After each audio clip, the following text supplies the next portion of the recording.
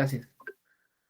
Buenos días a todas, a todos. Muchas gracias por su presencia esta mañana de jueves 6 de octubre de 2022 y bienvenidas, bienvenidos a este módulo relativo a, en el Diplomado de Comunicación Electoral, relativo a los modelos de comunicación en, pues, digamos, en las democracias. Vamos a tratar de decir modelos de comunicación, comunicación, modelos de gobierno y justicia abiertos, y plantear la interrogante de por qué es importante, y desde luego responderla, por qué es importante que haya comunicación o que los gobiernos, los estados, comuniquen con la ciudadanía, ¿no?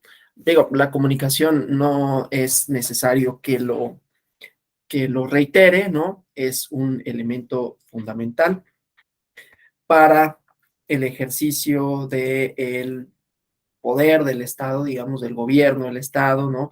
Informar a la ciudadanía cuáles son las acciones que emprende, cómo las lleva a cabo y por qué. Hasta ahí no tenemos una característica, digamos, distintiva de la democracia y cualquier otra forma de gobierno. Tan es así que gobiernos inclusive de cierto corte autoritario procuran o hacen o más o menos, ¿no? Tratan de controlar el acceso a la información, tratan de controlar lo que se produce como información para tratar de influir en la opinión pública, en su formación, ¿no? Porque la opinión pública, iremos viendo, tiene una dimensión fundamental, no solo en las democracias, digamos, en cualquier sociedad, ¿no? De manera tal que, como han visto a lo largo de este diplomado, hay siempre una tensión entre la información, la ciudadanía y los emisores de la información. Y los emisores de la información, pues son varios, ¿no? Son variados y tienen poderes, tienen poder, digamos, quien comunica tiene algún poder, y ese poder, pues siempre tiene intencionalidades, digamos, ¿no? Entonces, eh, siendo así, pues vamos a ver que la idea es construir una esfera dialéctica, bueno, más que dialéctica, dialógica, o en palabras de Habermas, que no utiliza el término dialogismo porque es en realidad distinto, pero vamos a abordar ambas, una esfera comunicativa, ¿no? En donde la idea es construir una ciudadanía que dialogue con los poderes públicos y una ciudadanía como elemento central de la ciudadanía en la propuesta habermasiana que tenga como atributo el diálogo, ¿no? Desde luego, esto para las democracias, por cierto, Habermas, tipo incansable a pesar de su edad, acaba de sacar un libro que seguramente se traducirá al español pronto, que sintetiza otra vez estas ideas de democracia deliberativa, de esfera pública, ¿no? De teoría de la comunicación y así sucesivamente. Entonces, bueno, siempre hay que tenerlo como en el radar, ¿no? Voy a empezar a hacer primero una idea de una, como decía, diferenciación entre los modelos de comunicación en los estados abiertos, la propuesta de los estados abiertos, sus directrices, sus dimensiones, para después hablar un poco de la ciudadanía en estas dos ideas, dialógica por un lado y la idea de la democracia deliberativa por otro lado. Entonces, bueno, lo que me interesa decir primero que nada, como ya había adelantado, como ya había sostenido, es que las democracias contemporáneas, o bueno, más bien, en las democracias contemporáneas, pues vamos a encontrar bastantes características. Permítanme, es que estoy aquí buscando un archivo. Vamos a encontrar distintas características que nos pueden dar una idea de por qué es importante la comunicación, ¿no? Porque es importante que los gobiernos deliberen con la ciudadanía, ¿no? Entonces, bueno, la teoría política de orientación deliberativa, o sea, la idea, pues, es que en las democracias contemporáneas, como elemento central, la autoridad, entre otras cosas, justifica sus, la toma de sus decisiones, ¿no? Justifica sus decisiones de política pública, justifica el porqué de sus resoluciones judiciales, justifica el porqué del contenido de la ley. Claro, estoy hablando de manera ideal, no estoy diciendo que así sea necesariamente, pero que en el ideal de una democracia en donde se atraviesa el elemento deliberativo, lo que tendríamos sería relaciones entre gobernantes y gobernados, que no termina ahí, pero ahorita estamos hablando de modelos de comunicación, en donde hay una serie de mensajes que se emiten por parte de los poderes públicos y que esos mensajes o que el contenido de esos mensajes no es otra cosa sino información, desde luego también propaganda. Veremos algunas diferencias entre información y propaganda gubernamental, nada más para centrar esos aspectos. Y en esa producción de esa información, de esa propaganda, ese posicionamiento del gobierno, que tiene desde luego también en algún sentido unos efectos políticos, están los emisores de esa información, ¿no? Y los emisores de esa información, que son tanto los poderes públicos, el poder público tiene sus aparatos de comunicación social, tiene medios de comunicación, ¿no? Si nos da tiempo hablaremos de algunos de estos, ¿no? Medios de comunicación oficial, ¿no? Y luego están los medios de comunicación privados, ¿no? Estas dos, tanto el público como el privado, pues tiene algún interés, ¿no? El interés de los públicos, pues será ese, interés público, supuestamente, idealmente. Y el interés privado, pues es variado, ¿no?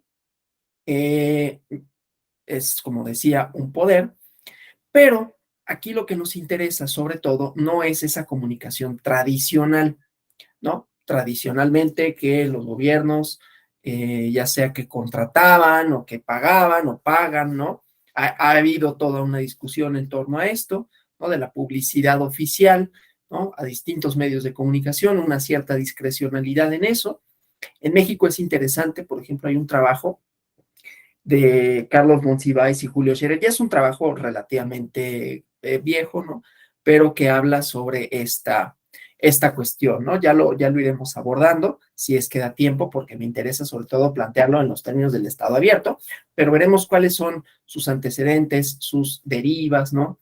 El libro se llama Tiempo de Saber, está publicado por Grijalvo, ¿no? Es un libro que se lee así rápido, ¿no? Pero habla sobre todo de un modelo de comunicación en donde pues, los gobiernos o el gobierno mexicano en su momento tenía un control importante sobre lo que se producía, o bueno, la producción del discurso en torno a la política, ¿no?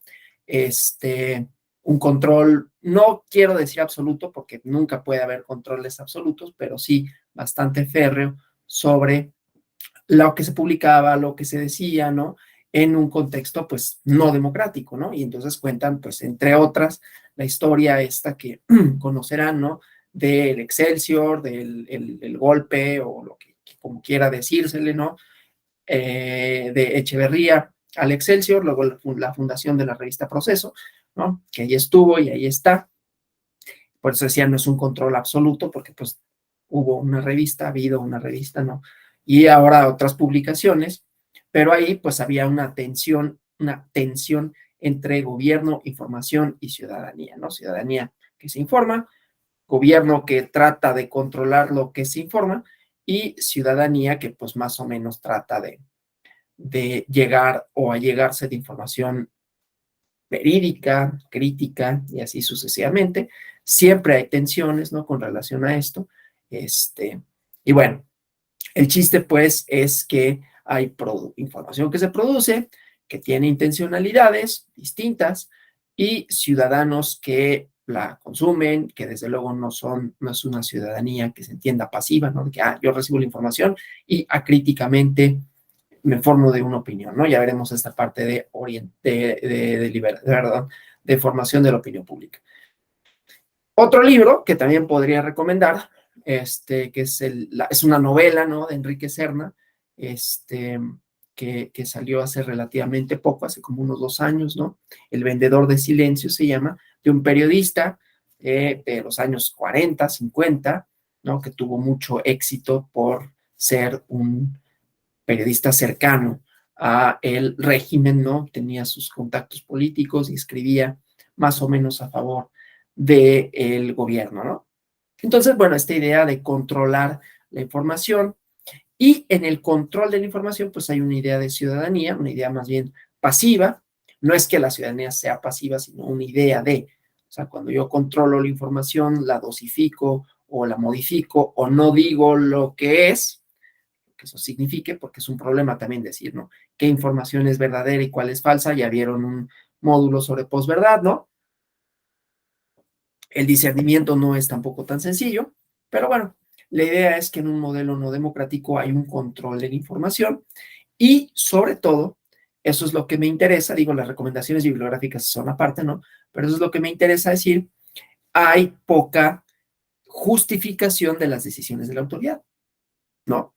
O sea, la autoridad no dice por qué, lo hace y ya. Y a veces dice por qué a través de algunos medios, de algunos canales, ¿no? Medios de comunicación oficial, medios de comunicación no oficial, pero que están, vamos a plantearlo en términos simples, más o menos en contubernio, ¿no? Por razones económicas, por razones políticas, por razones de conveniencia.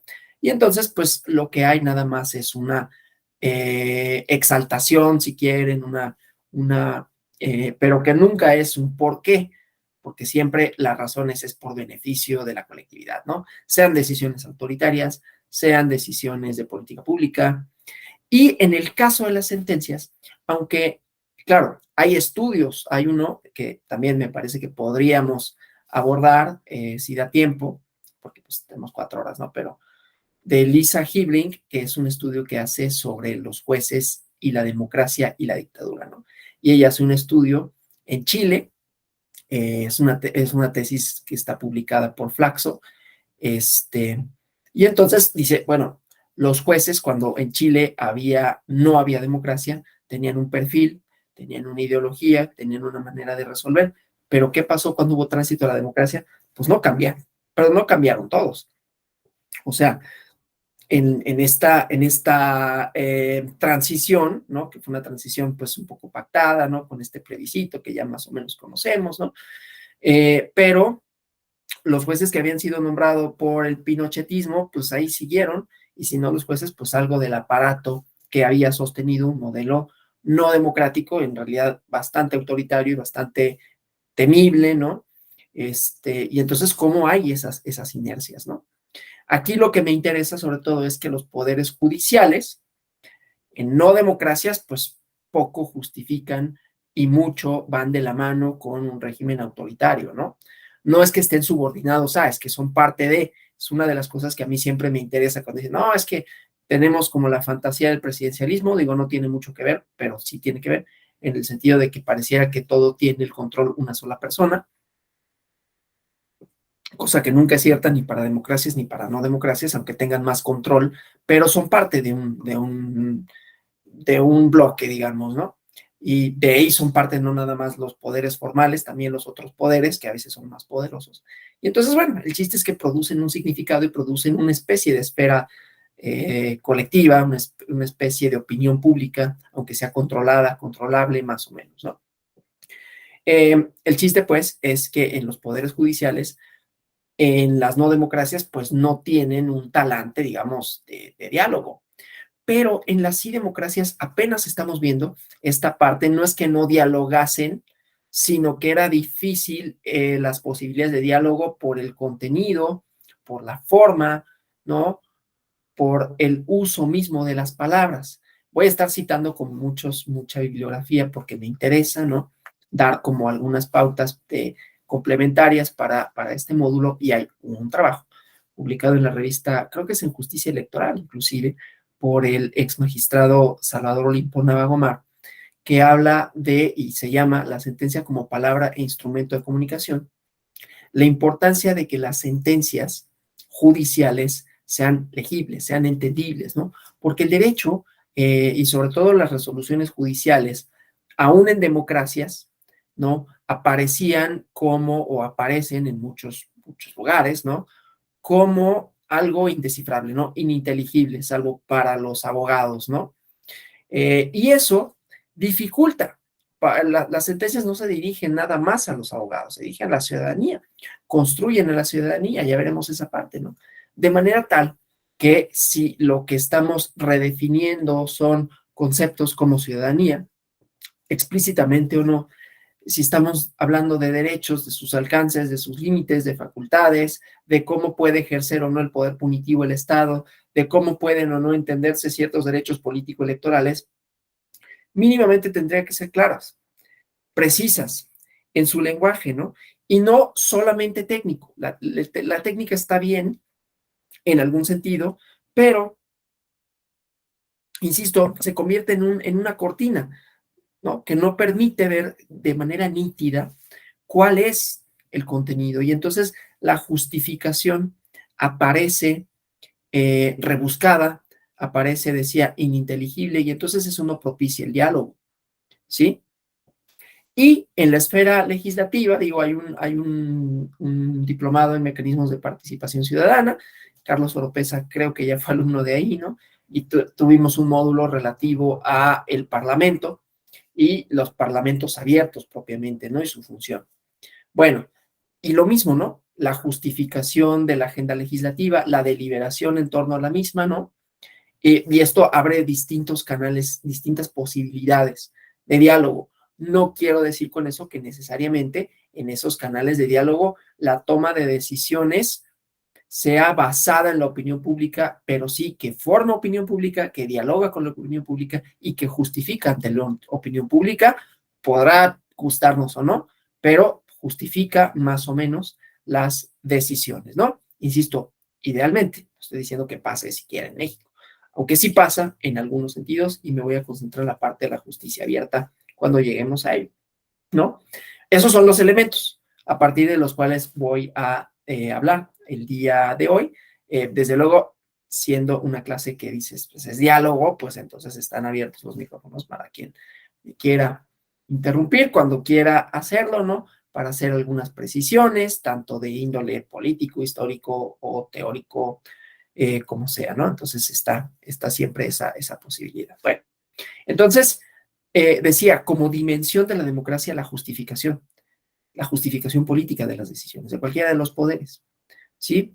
De manera tal, y esto ya, pues quienes han tomado clase conmigo sabrán que siempre voy a insistir en esto, que la democracia no son procedimientos únicamente, es solo una dimensión de la democracia, los procedimientos, la arquitectura jurídica, ¿no? Las instituciones, las reglas que nos dicen cómo elegir autoridades políticas legítimas, porque serán legítimas, ¿no? Legítimas en sentido amplio, ¿no? Podemos hablar de dos tipos de legitimidad, una legitimidad que proviene del sufragio, legitimidad legal, que desde luego la palabra legitimidad apela a la ley, pero una legitimidad social, y lo serán más en la medida en que deliberen, ¿no? Entonces, ya hablando desde el punto de vista teórico, ¿no? La teoría política de orientación deliberativa ha colocado en la agenda del debate contemporáneo la importancia que tiene el diálogo público como un elemento que contribuye a fortalecer y a profundizar la democracia, ¿sí?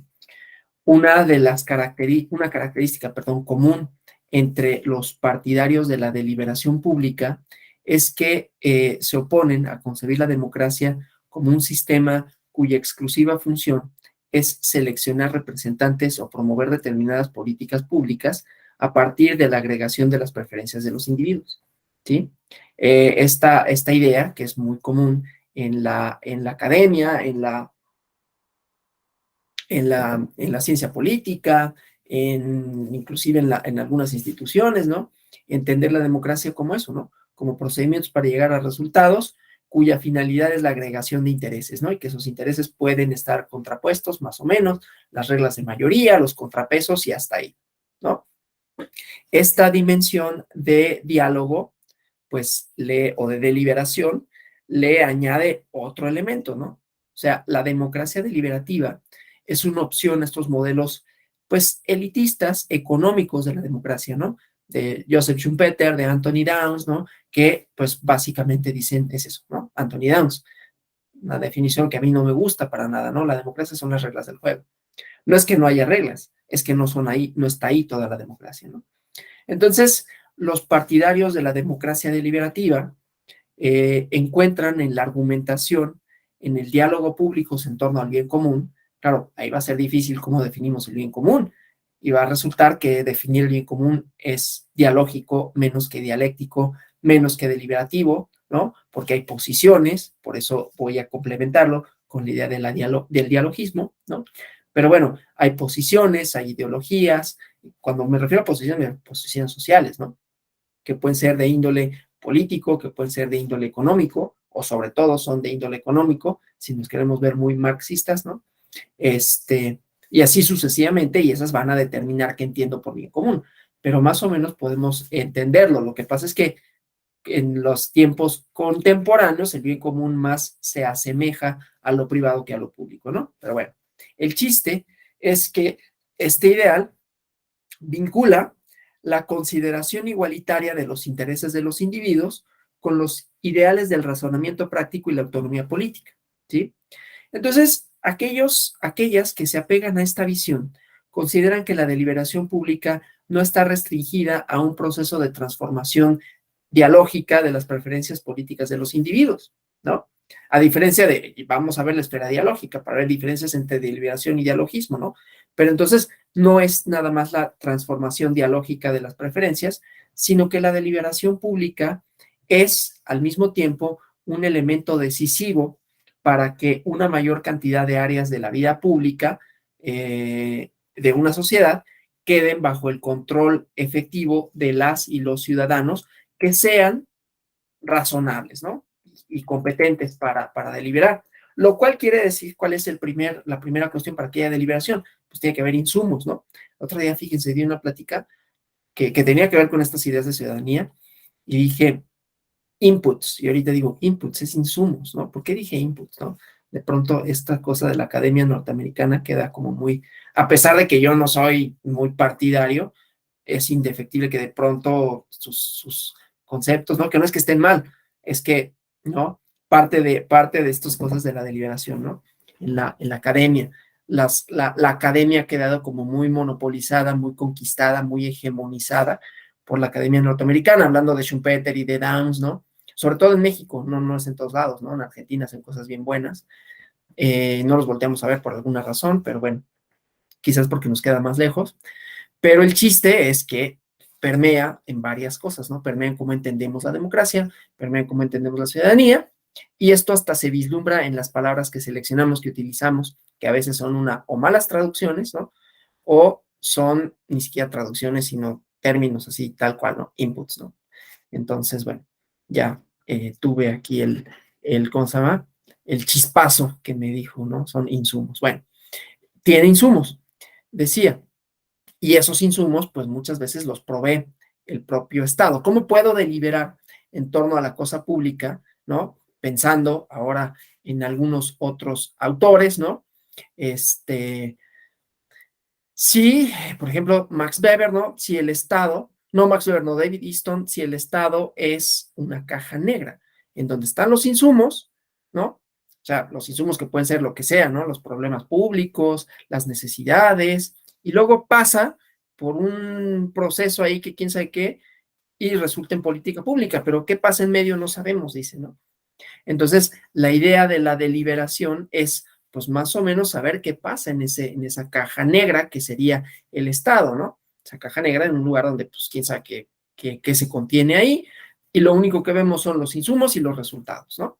Esta sería en un gobierno inclusive democrático en términos procedimentales, ¿no? Si solo lo entendiésemos la democracia como procedimientos que garantizan autoridades políticas legítimas y que por lo tanto los resultados están legitimados por ese primer acto de votación, ¿no? Que es el procedimiento indefectible sine qua non para elegir autoridades políticas, entonces sus decisiones estarían legitimadas por ese acto primigenio, que desde luego que no es así. Es mucho más difícil que eso, ¿no? Entonces, ¿qué pasa en medio? ¿No? Si no somos solo procedimentalistas, no me refiero a lo jurídico, sino a lo político, o sea, que entendamos que solo son procedimientos, entonces vamos a poner en el centro también los elementos decisivos, ¿sí? Y para que pueda haber elementos decisivos, o sea, cómo se toman las decisiones, tendrá que haber deliberación, pero para que haya deliberación, tiene que ser transparente esa caja negra, pero no nada más. ¿no? No nada más es transparentar y, bueno, está la información. La información tiene que ser legible, desde luego, tiene que ser oportuna, tiene que ser veraz, y la ciudadanía tendrá alguna tarea en ese sentido, ¿no? Ahora, dicho eso, no se trata de aventarle la bolita a los ciudadanos, ¿no? Otro de los grandes problemas de nuestras democracias contemporáneas o de las opiniones públicas contemporáneas es pensar que todo se resuelve a nivel individual, pero viene de este modelo, ¿no? O sea, vamos a hacer una crítica a la democracia para encuadrarlo en la parte deliberativa, la importancia de la deliberación, la importancia de la justificación de las razones, ¿no? Para construir una esfera pública, pero también el problema de qué pasa con la ciudadanía, ¿no? Y entonces, en últimas fechas, ¿no? Todo se avienta como de, pues es que no eres un buen ciudadano, ¿no? Es que no tenemos una buena ciudadanía, o la típica frase de los gobiernos que se merecen, ¿no? Cada quien tiene el gobierno que se merece. Pues eso no es cierto, ¿no? Y sobre todo porque pone el énfasis en la persona, en el individuo, en nosotras y nosotros, ¿no? Es como de, hay problemas no sé, de basura, porque la gente tira basura. Pues si yo no tiro basura, no va a dejar de haber problemas. Si toda mi colonia no tira basura, que de hecho vivo en una colonia bastante limpia, y eso que no hay botes en las calles, ¿no? Yo viví en otra ciudad, muchos años viví, en donde hay botes en todos lados, ¿no? En Querétaro. Botes, nunca me gustó mucho vivir allá, pero lo que sí me gustaba, digo, no es agravio en contra de Querétaro, a mí no me gustaba y ya, pero no quiere decir que no esté bien, ¿no? Allá vive mi familia y no voy casi nunca porque no me gusta, pero eso no importa. El chiste es que hay muchos botes de basura, entonces es bien, en eso sí está bien padre, porque pues no estás cargando con tu basura, ¿no? Entonces la ciudad está más o menos limpia, sobre todo el primer cuadro. Y aquí en realidad no hay botes, ¿no? Y donde sí hay, pues hay poquitos, ¿no? El chiste es que en mi colonia hay pocos botes, pero en realidad está bastante limpia.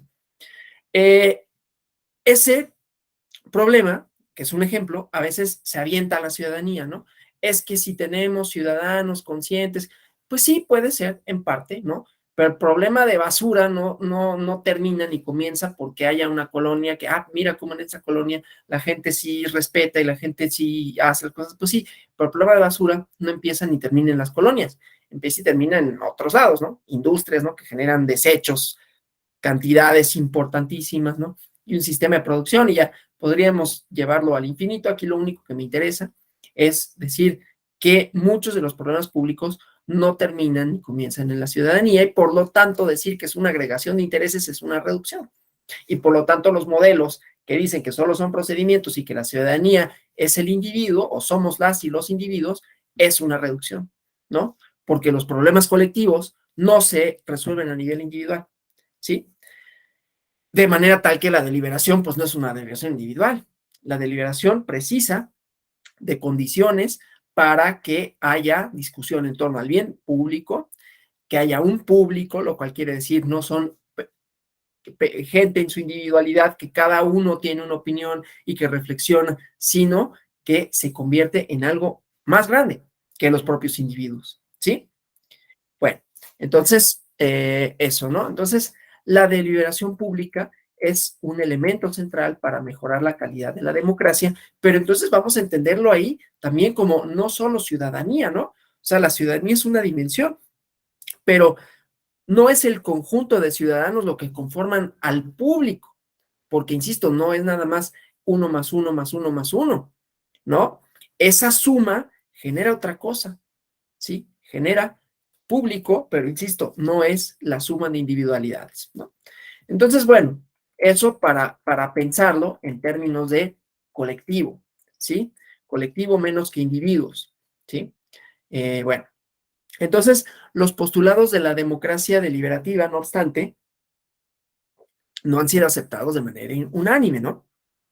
Hay ciertas personas que están en contra de esta perspectiva, que tienen escepticismo y que hay razones, ¿no? Tampoco es como que estoy presentando el modelo que solucionará, el modelo que dice toda la verdad, a diferencia de los procedimentalistas que, como siempre, ¿no? No. Hay razones para tener como ciertas resistencias a esto, ¿no? Por lo menos críticas, ¿no? Por ejemplo, las perspectivas minimalistas, estas procedimentales de la democracia, pues dejan fuera cualquier aspiración deliberativa, ¿no? A fin de cuentas, lo que hace que quienes tienen, dice Adam Przeworski, ¿no? Un autor que hay que leer, a pesar de que tenga esta perspectiva chiquita de la democracia, ¿no? Que lo que hace que quienes, dice él, tengan pistolas, obedezcan, o que tienen pistolas, obedezcan a quienes no las tienen, no es el diálogo, sino una competencia imparcial y equitativa en la selección de representantes políticos. Esa es una objeción. Otra dice que los teóricos deliberativos parecen o descuidan que lo que se pone en juego en la política no son aspiraciones a dejarse convencer por la fuerza del mejor argumento, ¿no? Esta crítica que hace Shapiro es interesante porque la idea de la deliberación no es que haya preconcepciones de las cosas, y si las hay, estas serían lo suficientemente flexibles para que si hay un argumento más poderoso, ¿no? Entonces yo me convenza. Tiene sus limitantes, decía, ¿no? Tiene sus problemas, por eso me interesa hablar del dialogismo, en donde sí se asumen las posiciones de cada una persona, porque efectivamente no es como que toda deliberación, sobre todo cuando ya tenemos algún posicionamiento, cuando ya tenemos alguna preferencia, sea necesariamente posible, ya no digamos factible, posible que me convenza un mejor argumento. ¿Y cómo definimos que es un mejor argumento? Porque está mejor estructurado, porque tiene más elementos empíricos, porque tiene mejores consideraciones teóricas, porque está construido de una manera más bonita, ¿no? En términos de las palabras. Sí hay operaciones lógicas para definir un mejor argumento, no estoy relativizando las cosas. Lo que pasa es que aquí se van a atravesar preferencias, se van a atravesar posiciones, se van a atravesar historias, se van a atravesar estructuras. Y entonces, esta crítica, que me parece que es muy pertinente y muy interesante de las deliberaciones, pues es que la deliberación presupondría que yo o cualquiera estaría dispuesto a renunciar a mi argumento si hay uno mejor, ¿no? Y dice, pues eso no pasa.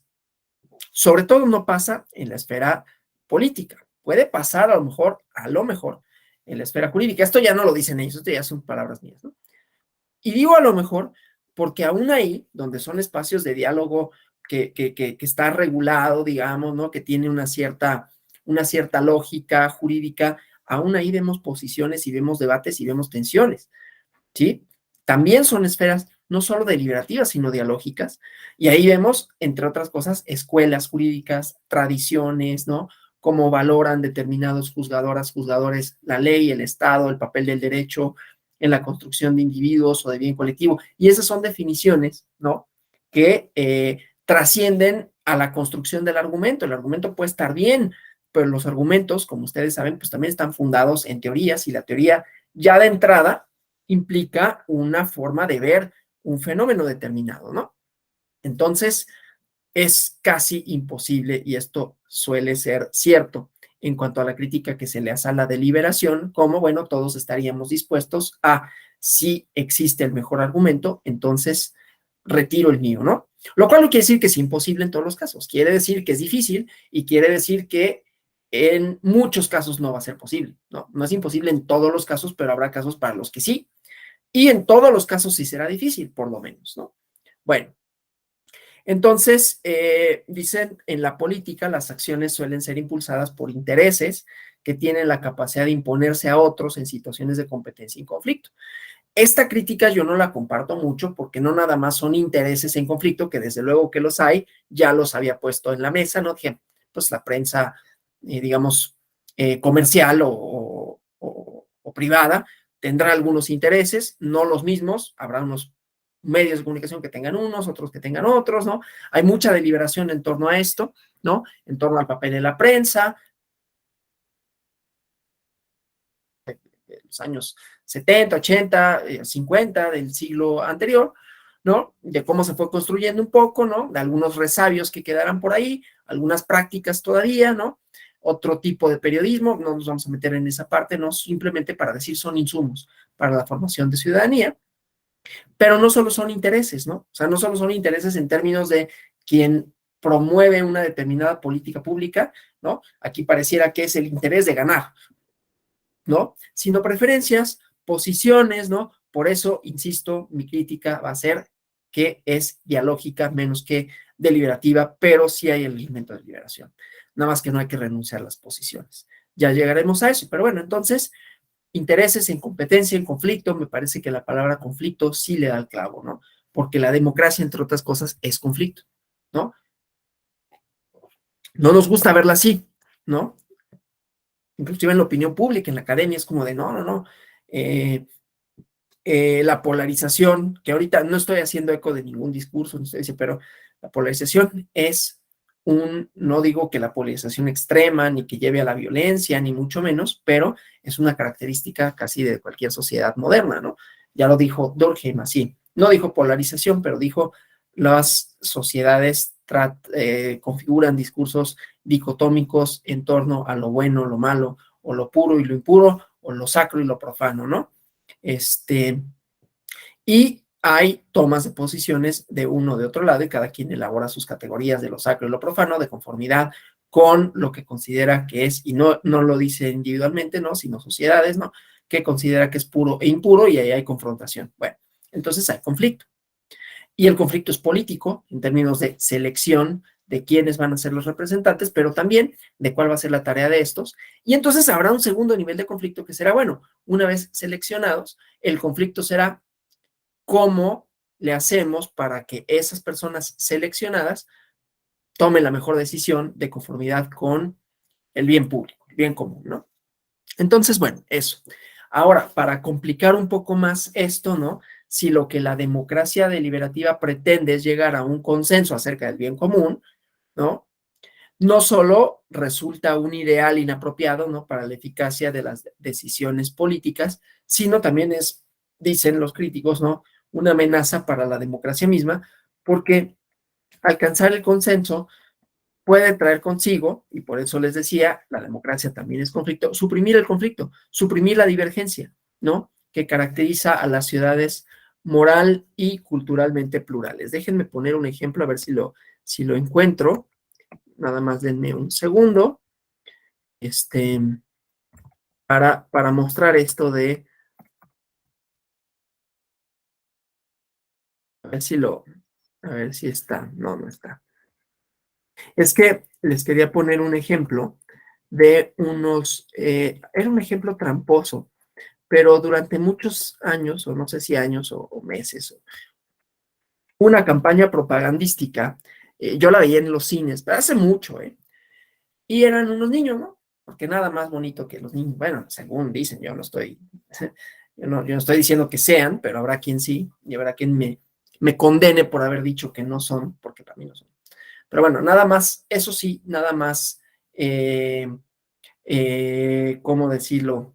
Pues sí, nada más ideal que un niño, ¿no? Que no tiene malicia, ¿no? Que esto, ¿no? Entonces, romantizando ahí un poco esa parte, estaban los niños, unos niños, muchos niños, en el Congreso, ¿no? Y entonces, todos a favor, a favor, a favor, votaban a favor, ¿no? ¿Y a favor de qué? De México, ¿no?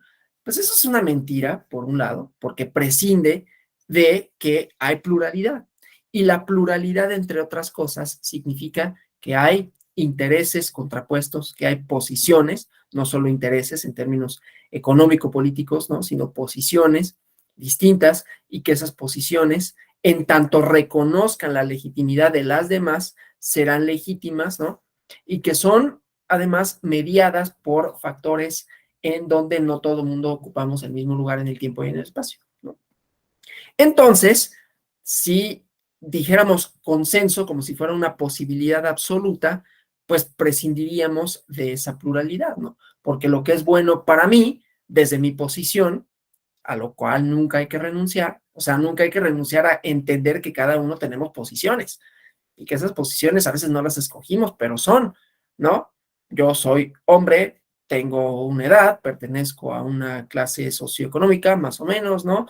Eso ha configurado mis preferencias, mi selección de algunas cosas, ha posibilitado otras, y entonces a mí me sería, aunque yo pueda tener una cierta sensibilidad a algunos temas, me sería difícil comprender, por ejemplo, cómo se vive en la Sierra de Guerrero. ¿Cuándo he ido? Jamás, nunca.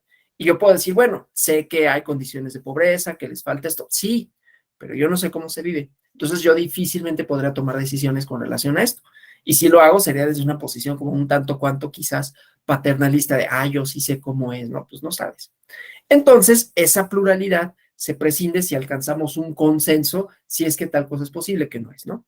Entonces, bueno, el chiste es que las críticas al modelo deliberativo de la democracia, pues han contribuido a identificar debilidades y flaquezas de esta perspectiva, ¿no? Y ha sido de utilidad para reconocer sus contribuciones, desde luego, y resaltar sus potencialidades. Entonces, bueno, eh, decía pues que ahorita voy a empezar a hablar de esta democracia deliberativa, de la justificación política, ya veremos sus escollos, principalmente lo que tiene que ver con ya lo he dicho, toma de posiciones, ¿no? Y luego el papel de los estados, ¿no? La idea del estado abierto en sus dimensiones de justicia, parlamento y gobierno abiertos y cuáles son sus características, cómo se diferencian de otros modelos y así sucesivamente. Ya mañana veremos algunas cosas relativas a los jueces y cómo los jueces se legitiman en una democracia, ¿no? Con esta parte de deliberación. Pero bueno, entonces, de acuerdo con la democracia deliberativa, el núcleo del proceso democrático es un proceso de discusión pública y de argumentación racional entre individuos libres e iguales. Problema, ¿no? Que la igualdad, bueno, puede haber una igualdad sustancial, una igualdad formal ante la ley, pero pues no hay igualdad en términos amplios, ¿no? No puede haber igualdad si hay, por ejemplo, condiciones económicas de desventaja, como las hay. No puede haber igualdad si hay condiciones culturales, que hay unas hegemónicas con respecto de otras, como las hay. Entonces ahí ya empieza a patinar esta parte, ¿no? Pero bueno, el chiste es individuos libres e iguales, en donde la finalidad de este modelo es tomar decisiones correctas y justas en bien de la comunidad política, ¿sí? Perdón, el principio deliberativo establece que la legitimidad democrática depende de que cada ciudadano, acepte las razones que motivan una decisión política, ¿sí? En lo individual y en lo colectivo. Pero eso entonces también implica que los poderes públicos justifican argumentativamente sus decisiones. Y entonces rompemos esta idea de la caja negra, ¿no? En donde los insumos, el proceso y el resultado, y solo conocemos 1 y 3, ¿no? Pero no sabemos qué pasa en 2. Bueno, entonces, para los representantes, ¿no? De una interpretación filosófica de la deliberación, los fundamentos normativos de la democracia se desprenden de este ideal de justificación de las normas políticas, ¿no? Desde este punto de vista, el uso legítimo de la autoridad del Estado viene dado por un procedimiento que asienta la producción de normas y decisiones políticas en un diálogo entre individuos racionales, libres e iguales. Problema, ¿no? La racionalidad tiene muchas derivas, por un lado, ¿no? O sea, decir que son individuos racionales tiene como problemática. Claro, aquí están pensando, y cuando Habermas y cuando todos los teóricos de la democracia deliberativa hablan de racionalidad, es una racionalidad kantiana, ¿no? O socrática, si quieren. Una reflexión en torno a las consecuencias, en torno a los porqués, en torno a los motivos, y no una racionalidad instrumental, ¿no? Que va sobre el beneficio individual, ¿no? Entonces aquí es apelar a una racionalidad que me permite la reflexión, que me permite encontrar la generalidad a partir de lo individual, ¿no? El imperativo categórico kantiano, obra de tal manera que tus actos sean el fundamento de una legislación universal, ¿no? Entonces, ese tipo de racionalidad, ¿no? En donde entiendo cuál es mi lugar en la esfera pública, entiendo que la argumentación es un pilar importante, entiendo que la reflexión, entiendo que las respuestas se dan en ejercicios intelectivos de preguntas y respuestas, ¿no? Como el método socrático, vaya, ¿no? Entonces, bueno, libres, que eso, bueno, más o menos se puede discernir, pero pues también es un problema, ¿no? Libres en cuanto a qué y cómo, si es libre o cómo podríamos ser, todos somos igualmente libres, todos somos igualmente libres de decidir y pues la verdad es que no. Hay un montón de restricciones para las y los ciudadanos que tienen que ver otra vez, por eso voy a insistir mucho en el dialogismo con su posición, ¿no? Entonces, yo podré haber sido libre de elegir algunas cosas, pero hay quienes, pues, tienen otras necesidades, ¿no? De trabajar antes. En esta charla en el TEC de Monterrey, voy a poner el ejemplo, ¿no? Hablando de democracias y de ciudadanía, me preguntaron al final de la charla, oye, ¿tú crees que sería viable o sería deseable que se pidiera un mínimo de instrucción para las y los representantes, es decir, para las y los diputados? Y dije, no, ¿por qué no? No me lo preguntaron con sorpresa, ¿eh? Cuando me dijeron por qué no, era como, bueno, ¿y por qué no justifica? Y dije, porque se generan elitismos, ¿no? O sea, esto mismo de yo no sé, por más que haya estudiado un posgrado o dos, yo no sé cuáles son las condiciones de vida de personas que no tuvieron esa fortuna, porque a final de cuentas es eso, ¿no? Uno estudia un posgrado porque tiene la fortuna de tener más o menos resueltas algunos, no digo toda la vida, ¿no? Pero algunos temas que dicen, no necesito trabajar inmediatamente y me puedo dedicar a estudiar. Bueno, esa es una decisión de libertad y habrá quienes no tengan esa posibilidad y no la tienen porque tienen otras restricciones. Entonces, hablar de libertad también es un problema, ¿sí? E iguales, y la igualdad es lo mismo, ¿no? Iguales ante la ley puede ser, aunque no siempre ha sido así, ni necesariamente es así en todos los casos, ¿no? Entonces, ¿qué tipo de igualdad estamos construyendo? Entonces, aquí ya vemos que todas estas cosas, pues, tienen una serie de presupuestos que son difíciles, ¿no? De alcanzar. Bueno, pero entonces supone esto, racionalidad, libertad e igualdad, ¿sí? E insisto, no solo formal, ¿no? Sino material. El problema no es lo formal, sino lo material, que efectivamente sea, y toda la problemática que atraviesa cualquiera de estas cosas, ¿no? Las variantes más influyentes de esta interpretación se producen a partir de que convergen dos tradiciones de teoría política y social contemporánea. La teoría crítica, ¿no? Lean la teoría crítica, es muy interesante, ¿no? Sobre todo la primera escuela. Bueno, la segunda también, que es donde proviene Habermas, justamente, ¿no? La escuela crítica y el liberalismo político, ¿sí? Ya haremos las críticas al liberalismo político, ¿no? Porque todavía, o sea, volvemos a lo mismo, prescinde de un montón de cosas de diferencia, ¿no? Bueno, entonces, del lado de la teoría crítica, la democracia deliberativa aparece como un modelo normativo de la política, ¿no?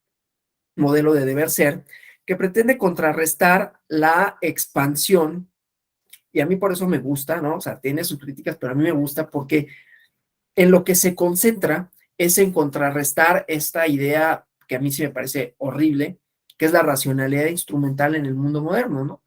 La racionalidad instrumental de modelo hobbesiano, ¿no? Que dice, pues somos egoístas, ¿no? Y acéptalo. Y las normas sirven para constreñir nuestro egoísmo. Ayer hablaba en otra clase de otro diplomado de la teoría de juegos, ¿no? Y pues la teoría de juegos se basa en la racionalidad instrumental. Nos comportamos, no estoy diciendo que eso sea, estoy diciendo que eso postule, yo desde luego estoy totalmente en desacuerdo, como si estuviéramos en un mercado, ¿no? Y estuviéramos comprando y nuestras relaciones sociales están mediadas por esa utilidad, por ese cálculo utilitario que hacemos. ¿Me conviene, no me conviene, cuánto me cuesta? Y si eso que me cuesta estoy dispuesto a pagarlo o no, porque siempre quiero perder lo menos, pero ganar lo más, ¿no? Gary Becker y estas personas lo extienden hasta el matrimonio, ¿no? Te casas con la persona que te produce un mejor beneficio que otra. Pues eso es una mentira porque prescinde de otros elementos. El chiste es que esta racionalidad instrumental se ha apoderado de buena parte del discurso público, de buena parte de como que se da por sentado de pues así somos, ¿no? La humanidad es así. Hay un libro también, hablando de bibliografía y hablando de esto, para acotar, de una antropóloga hindú que se llama Nazis Handy, que se llama La ilusión occidental de la naturaleza humana, publicado por una colección que ya no se edita, pero que todavía podemos encontrar a la venta, y si no, estoy seguro que se puede encontrar en PDF, que es Umbrales, ¿no? La colección de Umbrales del Fondo de Cultura Económica, pero bueno, el chiste es que la racionalidad instrumental se expande, ¿no? Y de acuerdo con Habermas, no solo sería responsable de producir maneras de organización burocráticas y mercantiles que absorben la libertad y la solidaridad entre los individuos, sino que es partícipe de la fragmentación de la integración social propiciada por el desmantelamiento de los estados de bienestar, ¿sí? Este bienestar, que ya sabrán, ¿no? Que fue una política pública o una idea del Estado en donde había gasto público importante. Y ahora lo que se ha privilegiado es lo individual. Y lo individual propicia también naturalizar y ver como si fuera normal y un componente esencial, el egoísmo y todo lo que eso significa, ¿no? La competencia, bueno, la idea de la competencia la tenemos así, ¿no? Como eso produce mejores cosas, lo cual es mentira, valga decirlo, ¿no? Puede producir mejores cosas en algunos momentos, pero fomentar la competencia es fomentar el egoísmo es fragmentar a la comunidad política, porque ya decíamos, ¿no? Construimos cosas en común, no en lo individual. Bueno, entonces, esas palabras de Habermas, ¿no? Y por lo que hace al liberalismo político, ¿no? Con base en una concepción política de la justicia, esto es de John Rawls, ¿no? Yo tengo muchas reservas con el liberalismo político, pero bueno, con base en esta concepción de, decía, política de la justicia, de la cooperación social equitativa, el uso público de la razón se convierte en un principio regulativo de la justificación política en las sociedades pluriculturales. Esto lo menciona más o menos de esa manera John Rawls, ¿no? Y entonces, cuando los ciudadanos, las ciudadanas, se hayan divididos por doctrinas comprensivas del bien y la justicia, que son irreconciliables, la razón pública, ¿no? O sea, cuando tenemos estas diferencias en cuanto al bien y la justicia, entonces la razón pública establece parámetros de justificación, ¿no? Para asegurar consensos alrededor de los principios de la democracia constitucional. Llegaremos mañana, o una de las conclusiones será, no obstante, esta cuestión de la deliberación y de la argumentación y lo difícil que es, sí podemos tener un estándar para no solo la comunicación, la justificación y la toma de decisiones, sino para establecer relaciones sociales que superen esa fragmentación que sí voy a dar por sentado que existe, ¿no? Y que podemos ver empíricamente en todos lados, ¿no? Que es la democracia, pero entonces vamos a entender por democracia otra cosa. Y ahí el papel que juega la comunicación, la justicia abierta, la deliberación, ¿no? O sea, no voy a prescindir de la deliberación porque es un elemento, pero eso, un elemento donde también está lo dialógico y construimos lo democrático a partir del reconocimiento de la diferencia para establecer este estándar que se basa no en los pilares del liberalismo, sino en los pilares, en el pilar fundamental que es la pluralidad. Y voy a poner un ejemplo bastante polémico, pero eso hasta mañana. Mañana que es viernes nos divertimos con la polémica, ¿no? Hoy no. Bueno, entonces pues, decía, representante de la teoría crítica en la segunda escuela de la teoría crítica, ¿no? La primera era Adorno, ¿no? Y estas personas post-marxistas, es Jürgen Habermas, ¿no? Que él también con una idea neocantiana de las cosas, un poco más alejado del marxismo decía de Adorno, de Horkheimer, ¿no? De todos estos, desarrolla una concepción, perdón, de la democracia, en donde la legitimidad de las normas jurídicas depende de la institucionalización de un procedimiento discursivo, ¿sí? Entonces, en estas que decía, vamos a trazar como el ideal de la deliberación, considera pues que la democracia es un sistema que institucionaliza un procedimiento de justificación y razonamiento públicos, ¿no? Que son los elementos centrales a los que me abocaré el día de hoy. Mañana vemos los cómo y vemos los resultados de esto, ¿no? O posibles resultados, que son el estándar, ¿no? El estándar de la democracia como elemento para discernir, como elemento para dialogar, como elemento que nunca prescinde de las posiciones. Pero bueno, entonces, antes que un mero sistema de competencia electoral, ¿no? Para la selección de representantes, la democracia es un sistema que formaliza las condiciones ideales de argumentación y razonamiento que dan lugar a la producción de normas legítimas, ¿no? Entonces, para Habermas es importante articular la deliberación y la democracia, y esta se da mediante procedimientos que encarnan al ideal del principio del discurso, ¿no? Que establece, y esto lo voy a decir textual, ¿no? Estoy Aquí tengo unas notas, ¿no? Junto a la pantalla, bueno, en una pantalla aparte, y tengo algunas citas textuales, ¿no? Entonces dice Habermas que son normas válidas aquellas a las que todos los que puedan verse afectados por ellas pudiesen prestar su asentimiento como participantes en discursos racionales, ¿no? O sea, no solo es, a mí me puede afectar una determinada norma y no obstante, puedo participar no solo en su construcción, sino entender por qué esa norma, aunque me afecta, es legítima, ¿no? Y participé en esa producción de ese discurso racional, porque la racionalidad no quiere decir que a todo mundo nos beneficie por igual, quiere decir en todo caso aceptar que si hay una afectación, esa afectación es legítima en aras de asegurar bienes colectivos que están por encima de los individuales, ¿no? De manera tal que la democracia se convierte en el procedimiento que transforma el poder comunicativo en normas jurídicas y decisiones políticas, ¿no? Entonces, con este giro, Habermas asienta la producción de normas jurídicas en un conjunto de reglas que aseguran trato igualitario e imparcial de todos los participantes en los procesos de justificación racional de estas normas. Hay otro autor, Joshua Cohen, ¿no?, que habla de un procedimiento ideal de justificación política, que más o menos es similar, ¿no? Y él dice en su modelo que la concepción deliberativa de la democracia se organiza alrededor de un ideal de justificación política. En este ideal, justificar el ejercicio del poder público colectivo es proceder sobre la base de un razonamiento igualmente público, libre, entablado entre iguales. Otra vez, los problemas es esto de la igualdad. Lo que pasa es que el liberalismo político da por sentado que existe tal cosa como la igualdad, pero ¿cuál es la tradición del liberalismo, no?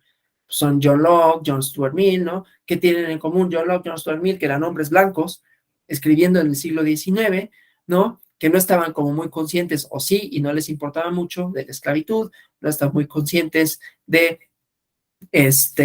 el colonialismo, ¿no? El imperialismo, entonces, pues, porque ellos eran parte de, y no digo que fueran deliberadamente inconscientes, ¿no? Hay muchos actos en nuestra habla, en nuestra vida cotidiana, en nuestros discursos, que legitiman posiciones y refuerzan otras. Voy a poner un ejemplo, me voy a poner a mí como ejemplo, y ya ya lo hago comúnmente, ¿no? Este ejemplo, y trato de ir ahí ajustándolo, pero en mi producción discursiva hay muchos autores, me gusta citar libros, ¿no? Bibliografía, pero hay un sesgo, que la mayoría son autores, hombres. Yo no fui consciente de esto hasta hace relativamente poco, por eso todavía no he logrado, ¿no?, equilibrar la balanza como me gustaría, a veces por falta de tiempo, ¿no? Me dices, chin, ya tenía estas notas y no me puse, no me di el tiempo, no me dio tiempo para pues, incluir algunas otras autoras. Y si incluyéramos autoras, ¿no?, pues habría otros sesgos, porque entonces esas autoras, pues no todas las autoras, ¿no? Vamos a pensar en alguna. Mary Beard, que a mí me gusta, ¿no?, que habla del Imperio Romano, ¿no? Es una autora, está bien, es mujer, ¿no? Pionera en los estudios históricos sobre Roma, pero desde una posición relativamente privilegiada, ¿no? Y así pasa en la literatura, y así pasa, entonces quedan invisibilizadas, por ejemplo, mujeres afroamericanas, quedan invisibilizadas otras minorías. Y no es algo que necesariamente sea deliberado, es que sí vamos entendiendo nuestros esquemas mentales. Bueno, entonces, estas ideas liberales a veces dejan de lado todas esas otras partes, ¿no? Entonces, en la deliberación pensaríamos que todo el mundo ocupa nuestra posición y es muy fácil decirlo, ¿no? Sentado en un escritorio en Coyoacán, siendo una persona relativamente joven, hombre, pues blanco para efectos de México, ¿no? Pues sí, qué fácil decir que hay deliberación, igualdad y racionalidad, ¿no? Pues para ti, ¿cuándo has sufrido algún tipo de discriminación, ¿no? Aunque sea sensible, aunque la conozcas, o sea, no las padecí, entonces no sabes qué es. Y estas cosas son las que luego pasan con las deliberaciones y con el liberalismo, ¿no? Pero bueno, el chiste es que no por eso la desdeñamos. Estamos viendo cómo tiene sus problemas, porque esto es mucho más. Entonces, la justificación, insisto, no solo tiene el elemento de deliberación, sino tiene el elemento dialógico. Ya llegaré a esto, ¿no? Pero sí me interesa como ponerlo mucho en cuestión, porque a pesar de que este modelo tiene muchas potenciales, es potencialmente muy rico, no hay que dejar de señalar cuáles son sus huecos, digamos, ¿no? Pero que pueden llenarse, ¿no? A diferencia del modelo procedimental, que ese lo único de lo que podemos rescatar es que las reglas pues sí son una parte de la democracia, pero no son todas, ¿no? Yo solo rescataría eso, por ejemplo, ¿no? Rescataría muy poco de la racionalidad instrumental, muy, muy poco, ¿no? Bueno, y de esto pues hay mucho que rescatar, no obstante, ¿no? Pero, insisto, esto para que el ideal de justificación política que se tiene que cumplir si se aspira a que una decisión política sea legítima, ¿no? Pues está basado en un liberalismo que es, pues, no solo fantasioso en cuanto a cuál es la composición social, sino que es imposible. Pero sí describe las condiciones que deberían cumplirse si se aspira a esta legitimidad, ¿no? Y en el centro está la igualdad formal, sustantiva, de las y los participantes del proceso deliberativo. Porque ya veremos, o sea, tampoco es que sea inalcanzable esta igualdad formal y sustantiva, ¿no? Si el Estado da los insumos, ¿no? Si forma parte de ese proceso de deliberación, si pone al alcance, claro, va a haber complicaciones y ya las veremos, ¿no? Si pone al alcance de la ciudadanía la información, pues será un poco más fácil crear las condiciones de posibilidad para que haya diálogo, ¿no? Entonces, bueno, y desde luego el resultado de la deliberación se haya respaldada por el consenso, que ya vimos cuáles son sus problemas, ¿no? ¿Cómo vamos hasta aquí? Una hora después, pregunto, ¿todo bien? ¿Todo claro? ¿Alguna pregunta? ¿Algún comentario? ¿Algo que deseen? El título del libro, ¿de cuál de todos? Es que aquí me pregunta Silvia Hernández Arzate el título del libro, ¿cuál sería? ¿El de la ilusión occidental de la naturaleza humana? ¿O sería el libro de Lisa Hibling de los jueces y la democracia publicado por Flaxo? ¿O sería cuál otro? Del autor hindú, La ilusión occidental de la naturaleza humana, ¿no? Una crítica a la racionalidad instrumental, publicado por Umbrales del Fondo de Cultura Económica. De hecho, mañana, comercial, que no, a mí no me pagan por esto ni nada, ¿no?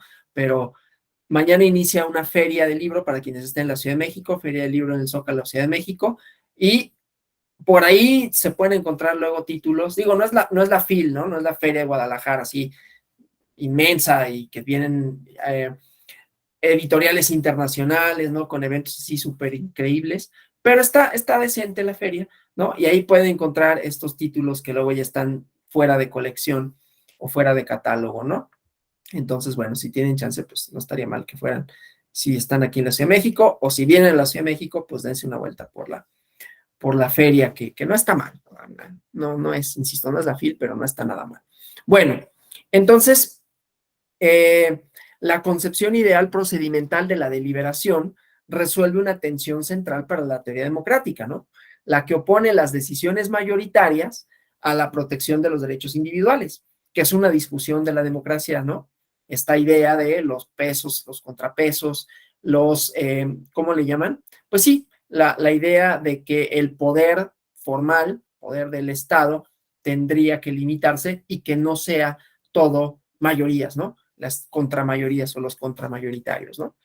Los teóricos de la deliberación argumentan, obviamente, que las libertades civiles y las libertades políticas se implican mutuamente.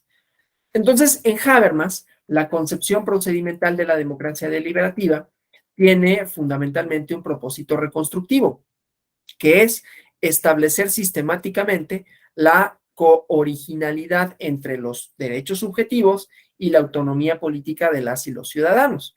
O sea, reconciliar un poco los principios liberales y republicanos del Estado moderno, ¿no? Y él destaca que tanto Kant como Rousseau intentaron algo similar, algo semejante, ¿no? Pero después de dar prioridad a la autonomía moral de los individuos, Kant culmina con una reformulación de corte liberal del dilema. En cambio, Rousseau, que parte de una noción colectiva del sujeto político, de los y las sujetos políticos, llega a una conclusión republicana en donde la autonomía política se alcanza mediante la participación en la determinación de la voluntad general.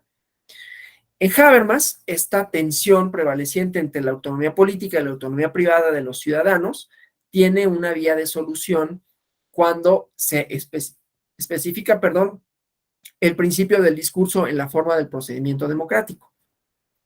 Este procedimiento requiere la configuración jurídica de las condiciones, que había dicho, condiciones de posibilidad, que dan a las y los ciudadanos garantía de libertad y un estatus de igualdad entre sí, de manera tal que los derechos subjetivos se incorporan en el proceso de formación colectiva de la voluntad política, ¿sí?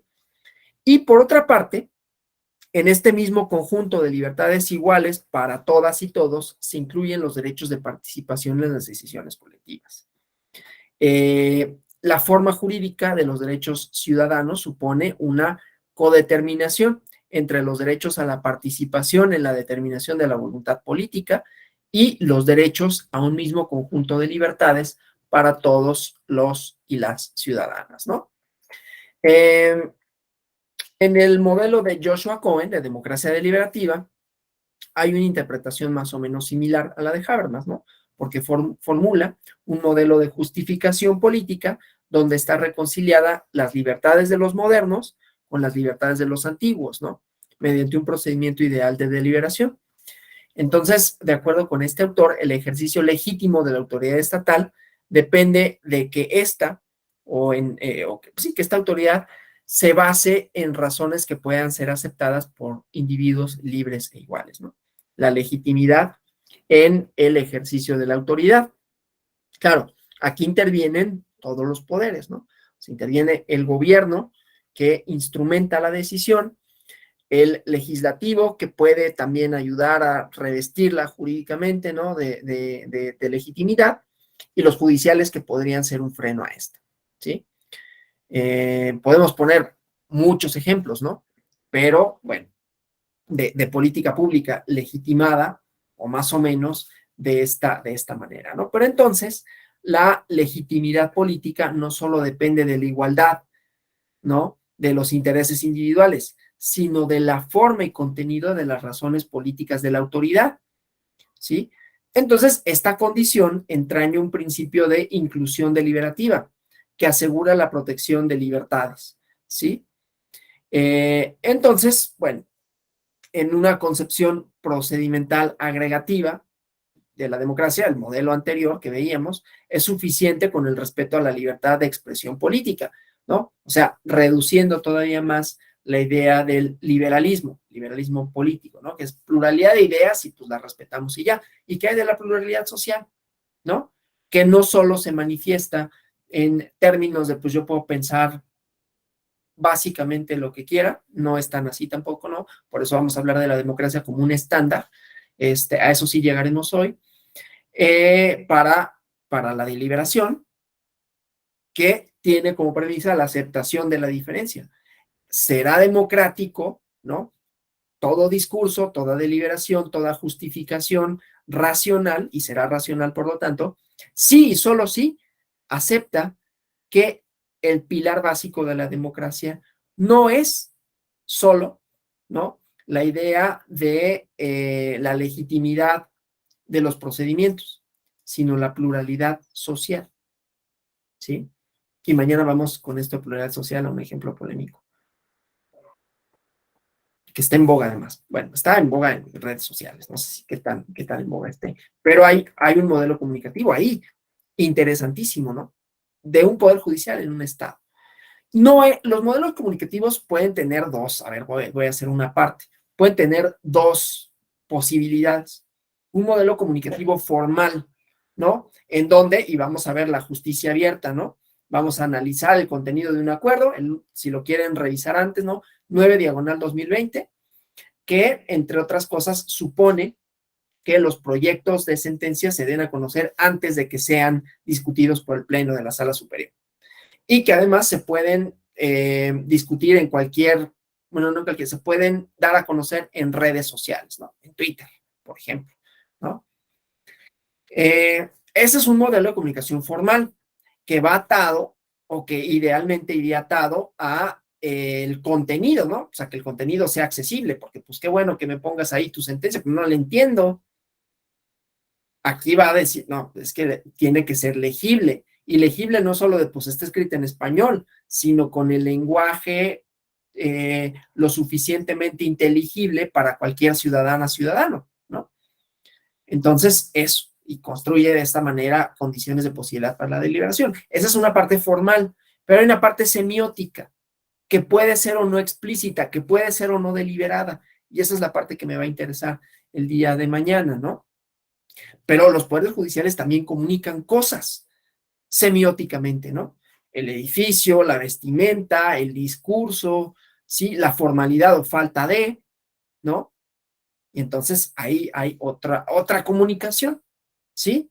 Que tiene potencialmente estas cuestiones de pluralidad. Bueno, entonces la comunicación no la entendamos únicamente como un sistema de signos y la deliberación como un intercambio racional, sí, pero que solo es verbal en términos de argumentación, aunque la idea deliberativa sí es en términos de argumentos y de cómo construir el argumento, porque también hay una parte comunicacional que no es necesariamente explícita, que tiene semiótica, ¿no? Como esto que yo les había dicho, pues de manera inconsciente reproduces un discurso de saber quiénes son los que han construido la civilización. Pues los hombres. No es cierto. Es una mentira total. Pero semióticamente es lo que estás diciendo, pues no estás citando que Habermas, que Kant, que Sócrates, que este, que otro, y dos mujeres. Y además, bueno, Ashish Nandi no, pero ¿cómo se llama? Mary Bird, que la puse como ejemplo, pues sí está en una posición privilegiada. No está mal, pero pues es como si solo ciertas mujeres llegaran, ¿no? Hay semiótica sobre esto, ¿no? Entonces hay que ir rompiendo esta parte para que entonces la deliberación, o sea, entre iguales, ¿no? Típico, iba a poner ese ejemplo. Bueno, pero, o sea, este ejemplo lo voy a mencionar, pero siempre conviene más. No, vamos a, nada más denme un segundo, ¿no?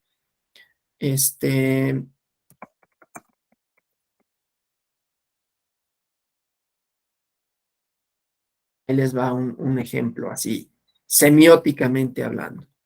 Déjenme ver si lo encuentro, porque sí lo había pensado,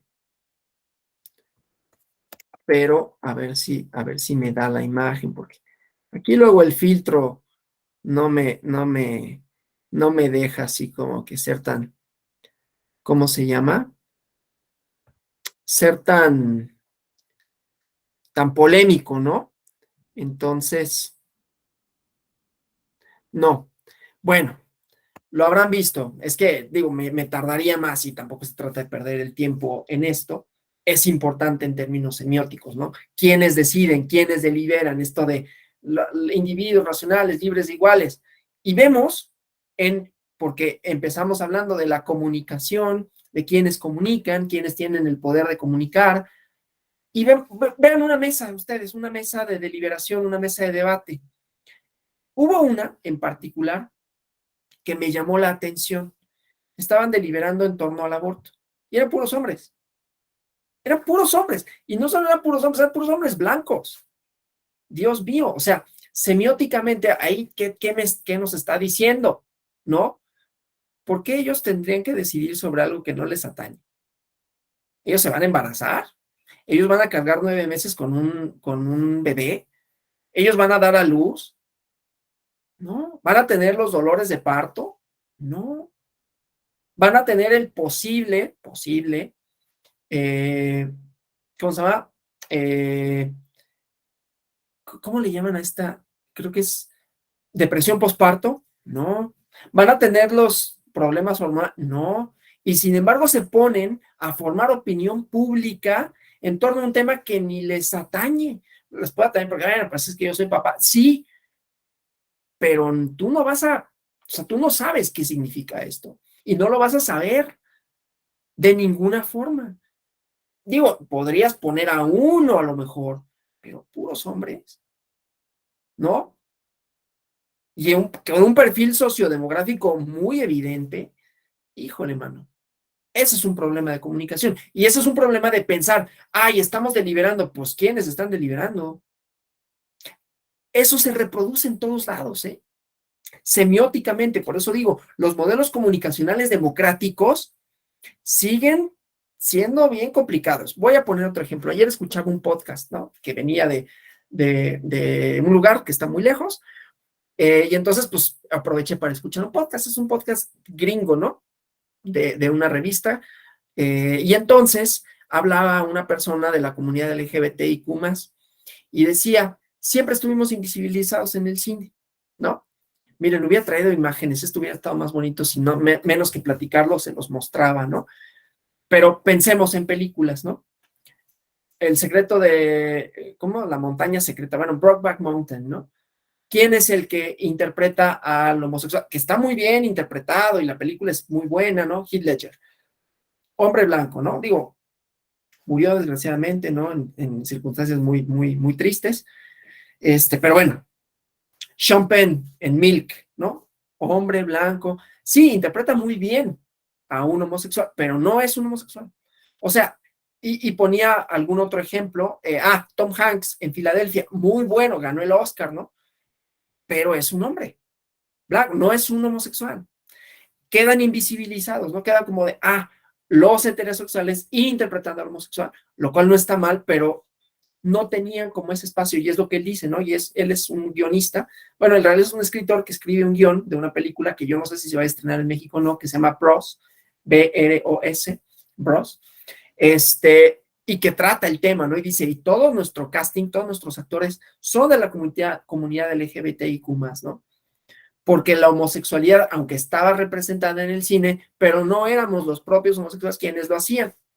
Y así para un montón de cosas, porque y había también un discurso en torno a esto, ¿no? Pero entonces, todo eso pareciera que no, pero genera condiciones en las cuales pensamos, representamos y reproducimos discursos. Por eso es importante las posiciones, ¿sí? Y por eso hablar de deliberación tiene que ir de la mano, ¿no? De la semiótica. Lo que no está explícitamente expuesto en un discurso, pero que lo podemos discernir a partir de imágenes, a partir de signos, a partir de formas de habla, ¿sí? Vuelvo a la semiótica en México, ¿no? Lo que pasa en la Ciudad de México es como si solo México fuera aquí, ¿eh? Y eso también está mal, ¿no? Pero otra vez es un modelo de comunicación, ¿sí? Un Estado abierto, un Estado plural, un Estado democrático tendría que atender todo eso, tendría que atender a la pluralidad, y entonces nuestras mesas de discusión, pues no solo son las mujeres, ¿no? Porque entonces pones una mujer y que es como yo, pero en mujer. O sea, está bien, pero ¿y dónde están las mujeres indígenas, afrodescendientes, las mujeres trans, ¿no? Todo eso que también es parte y tendría que ser parte de la deliberación, no solo como posibilidad, sino que se vea, ¿sí? Que estén en las revistas, que estén en la academia, que estén en las escuelas judiciales, que estén en todos lados, ¿sí? El ejemplo polémico que voy a poner, y lo voy a hacer de una vez, porque ya que estamos centrados en esto, es, causó y ha causado controversia. Yo no entiendo por qué tendría que causar controversia eso. Un magistrade, así se define, en Aguascalientes, ¿no? Y que, pues, está vestido de una manera. La vestimenta, semióticamente hablando, la vestimenta no tiene nada de natural. Yo estoy vestido como estoy vestido porque es una época. Antes los hombres, y podemos ver, no sé, Bach, Mozart, ¿no? Que me viene a la mente, pues traían una peluca, ¿no? En Inglaterra, las personas del parlamento, o por lo menos de los poderes judiciales, pues se ponen una peluca ridícula, ¿no? Los jueces de las pruebas se ponen una toga, ¿no? A lo que voy es que la vestimenta no es sino una convención, ¿sí? En los años 40, por ahí, escandalizaba que las mujeres usaran pantalón, ahora es de lo más común, ¿no? Escandalizaba que las mujeres usaran minifalda, ahora es de lo más común. Escandalizaba que no tuvieran la falda hasta el tobillo. Entonces, a lo que voy es que la vestimenta no es algo que por sí mismo exista, ni defina, ni nada. es una práctica social y causó mucha controversia, o ha causado mucha controversia. Me molesta mucho los comentarios que hacen como burla de una forma de significarte. Las personas tenemos distintas maneras de significarnos de conformidad con nuestras preferencias, ¿no? De conformidad con cómo nos sentimos, cómo nos representamos y cómo entendemos al mundo en torno a nosotros y en torno al exterior. Cómo queremos que las demás personas, que no necesariamente es deliberado, pero nos entiendan en nuestra individualidad. Y a mí me podrá gustar los chalecos y el color blanco, pero también luego pongo camisas rosas y me podría pintar los ojos y enchinar las pestañas y rímel y poner bilé y dejar el cabello más largo y poner un vestido. Y no tiene nada menos de legítimo mi discurso por esa manera de significarme, pero semióticamente que un poder judicial lo nombre, lo ponga, es una maravilla. Además es Aguascalientes. O sea, no es, dijera, y disculpen, no es la Ciudad de México donde se supone que hay mayor tolerancia, ¿no? Mayor diversidad, se supone. Esto es más un mito que una realidad. Pero bueno, hay más gente y está más o menos, está un poquito más, muy poquito más aceptado en algunas zonas, porque tampoco es general, la diversidad, ¿no? Pero bueno, entonces ahí hay una comunicación. Insisto, no necesariamente es deliberada, no es que se hayan puesto de acuerdo, pero hubo un nombramiento de esta persona lo sube a redes sociales y me parece que es fantástico, ¿no? Los discursos contrarios, los que les suena raro, tampoco es algo que me sorprenda, aunque me moleste, ¿no? Porque es el statu quo defendiéndose. Aquí la posición de quiénes pueden deliberar y quiénes no, y cuáles serían los atributos ideales para esa deliberación, ¿no? Como si la ropa, como si el habla, como si ponerme, bueno, yo traigo arete, ¿no? Pero como si ponerme un arete y pintarme la boca y los ojos, me dejara o me pusiera en una posición para no deliberar. Pues eso es antidemocrático, porque la democracia es pluralidad. Y la pluralidad implica, como decía, las distintas formas de significación. Y a mí podrá no gustarme, a mí no me importa, ¿no? Pero pudiera no gustarme, pero eso no lo hace ilegítimo. Y no porque se haya reproducido un modelo comunicacional semiótico quiere decir que esté bien. No porque estemos acostumbrados a que las y los jueces tengan una cierta formalidad al vestir, al hablar y al ser, quiere decir que no hay otras posibilidades y que no puedan estar representados, porque volvemos al cine, ¿no? No estaba representada la comunidad LGBTIQ+, los guiones de cine poco lo tratan, ¿no? No es que sea una obligación tratarlo, pero es que también existen, ¿no? Y esas personas seguramente pues dicen, oye, yo nunca me he visto en el cine retratado, yo nunca me he visto en los foros de discusión, ahora ya se ven algunos, ¿no? Afortunadamente. Yo nunca me he visto en el Poder Judicial, ya me vi en el Poder Judicial. Oye, qué maravilla, ¿no? Bueno, eso es parte, ¿sí? De los modelos comunicativos que, insisto, trascienden solo a la parte formal. Y eso es algo en lo que tenemos que reflexionar. Puede no gustarnos, puede hacernos ruido, puede ser difícil. Yo ahorita lo digo muy así, pero en su momento me costó trabajo, la verdad, ¿no? Me costó mucho trabajo.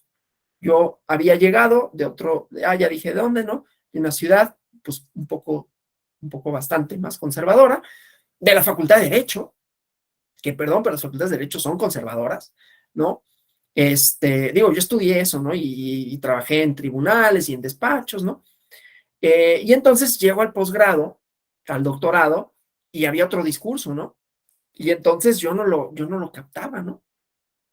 No, me hacía ruido, ¿no? Pues yo estaba parte de un statu quo, yo no era como muy consciente de esto, y pues fue a golpe de ir como, pues sí, ¿no? Ir cambiando el esquema mental o esto que dicen la deconstrucción, ¿no? Que pues está bien, no estoy diciendo que ya lo haya superado, todavía me cuesta trabajo hablar con la E, ¿no? Y lo escucho raro, ¿no? Pero bueno, el chiste es que hay esa semiótica que también crea relaciones sociales, que también construye el estándar a partir del cual deliberamos. ¿Quiénes deliberan? Porque eso es bien importante. ¿Quiénes deliberan? ¿Cómo deliberan? ¿Y a partir de qué condiciones deliberan? Y la deliberación no es solo argumentativa, ¿sí? No es solo la posibilidad de que unos hablen, unas hablen, unes hablen, es que se vean esos que hablan y a quienes vemos hablando, ¿sí? Y el ejercicio es, bueno, no tengo ni que decírselos porque seguramente pues, ya lo saben, ¿no? ¿Quiénes son los que monopolizan la palabra, aun cuando son mujeres? ¿Sí? ¿Cuántas personas de la comunidad LGBTIQ más hemos visto en un programa, en una barra? No que de repente lo inviten, que sea titular o que sea parte de una mesa de opinión política. Yo no he visto uno solo, aquí en México, no he visto uno solo. Tampoco es de que yo sea muy fan ya de esas barras, antes me gustaban, ahora ya ni me gustan, ¿no? Pero nunca he visto uno, ¿no? A lo mejor me van a corregir y decir, no, sí existen, lo que pasa es que como ya no las ves, ya no están. Pero si existieran, son recientes. El poder en manos de quién está, no el poder político formal, sino el poder comunicativo, de un puñado. Entonces, hablar de estas como el ideal deja de largo esa parte, ¿sí? Bueno, regreso ya para casi terminar. La deliberación es posible, sí, solo sí. Aceptamos que hay un dialogismo y el dialogismo implica reconocer posiciones. Bueno, entonces la concepción ideal de la democracia deliberativa hace hincapié en el imperativo de que los individuos sean tratados como agentes libres e iguales durante el proceso de deliberación política. Eso ya lo dije. Nada más que, otra vez, todos estos acentos, todas estas cosas que se traen a colación, ¿no? ¿Cuántas personas de las distintas pluralidad social están ahí representadas? Exige que ese mismo principio se refleje en los resultados de las decisiones políticas, ¿no? O sea, que haya libertad, igualdad durante el proceso de deliberación, pero también en la toma de decisiones, ¿no? Estas consideraciones o este tipo de consideraciones se han propuesto para ofrecer salidas deliberativas a la tensión prevaleciente entre los aspectos procedimentales y sustantivos de la democracia. Como ven, ya regresé a la parte como teórica conceptual, ¿no? Entonces, bueno, hay quienes argumentan que si la legitimidad democrática depende de apegarse a una norma de reciprocidad en la justificación de la autoridad política, la democracia no puede dejar de incluir principios sustantivos que aseguren la participación efectiva de cada ciudadana y ciudadano, ¿no? Principios como los de iguales libertades y oportunidades equivalentes para cada individuo, otra vez en esta dimensión teórica que ya vimos cuáles son todos los escollos y cómo no basta la argumentación en términos de racionalidad y liberalidad, todas las ideas son bienvenidas, sino en términos de quiero ver, ¿no? Quiero ver que estén representados efectivamente todos y todas, ¿no? Y todas. Bueno, entonces, pues, el aspecto sustantivo del ideal de la justificación política, ¿no? Se caracteriza por el pluralismo razonable, por una comunidad donde convergen distintas cosmovisiones morales y religiosas con diferencias irreductibles, ¿no? O sea, la pluralidad en sentido estricto, ¿sí? Esto sí lo retoma la idea de la esfera deliberativa, ¿no? Joshua Cohen en particular.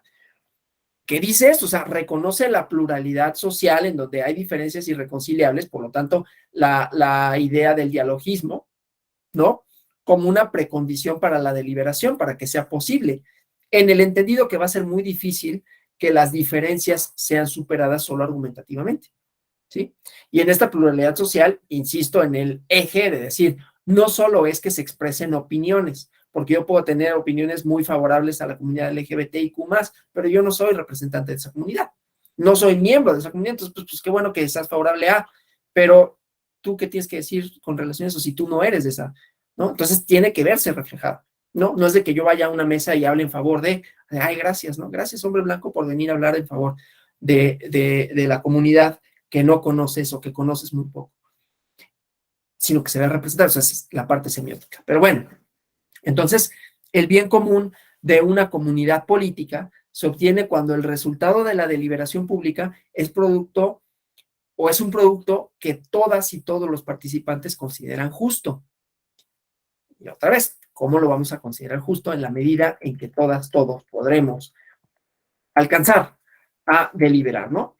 Entonces, de acuerdo con Cohen, el sentido de justicia de estos resultados se puede modelar de acuerdo con un principio que asegura la mejoría de las condiciones, que asegura que la mejoría de las condiciones de unos contribuye a mejorar las condiciones de otros, ¿no? Algo semejante a lo que John Rawls llama el principio de diferencia, ¿sí? Bueno,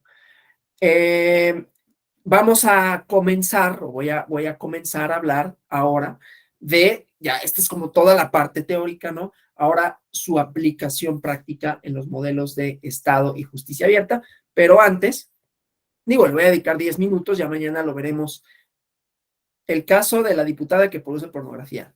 Mira, no voy a meter en esa camisa de 11 varas, nada.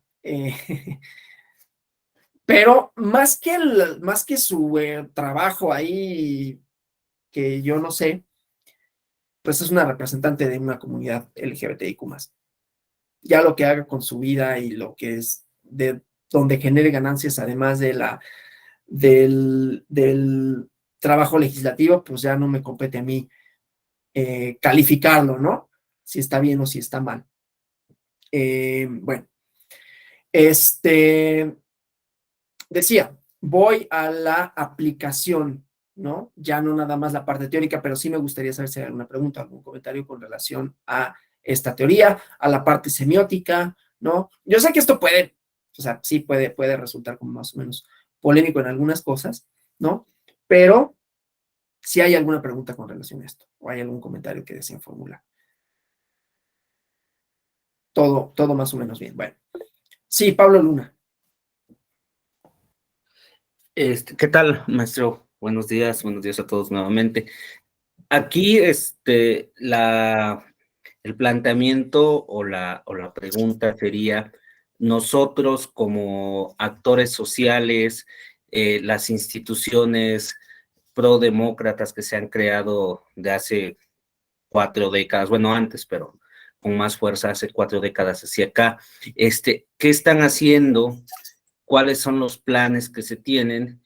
Y cómo es que podemos fortalecer toda esta parte de la comunicación, porque quienes venimos de los medios creemos que aportamos como nuestro granito de arena en algunas cosas, pero ya cuando hacemos la abstracción de toda esta parte teórica, nos damos cuenta que realmente, no sé si el resto de las compañeras y los compañeros estén de acuerdo, pero que realmente sí es un granito muy pequeño, porque la estructura se sigue manteniendo igual, ¿no? Los discursos hegemónicos parecieran predominantes. ¿No? Y lo más grave es que pareciendo que estamos dando un retroceso. Lo vemos con la primera ministra de Italia, ¿no? De ultraderecha, pero también con la segunda vuelta en Brasil, ¿no? Sí. Decía un analista, dice, bueno, es que el candidato de la ultraderecha no tendría ni por qué tener ese 40 y tantos %, ¿no? Eso nos habla de que estamos dando un retroceso en estos procesos sociales de apertura y de progresismo, que también el otro extremo, ¿no? La ultraizquierda o la izquierda radical, pues no es como lo más viable, claro. pero ahorita con todo esto que nos estás contando y haces abstracción, dices, pues realmente los discursos hegemónicos y la comunicación predominante se mantiene de esta forma, ¿no? ¿Qué podemos hacer o cuál sería la propuesta? ¿Hacia dónde vamos? Gracias. No, gracias, al contrario. A ver, antes de eso, la diputada que produce pornografía, voy a tratar de responderlo. A ver, ahí hay dos cosas, yo creo, ¿no? Porque ella dio un argumento.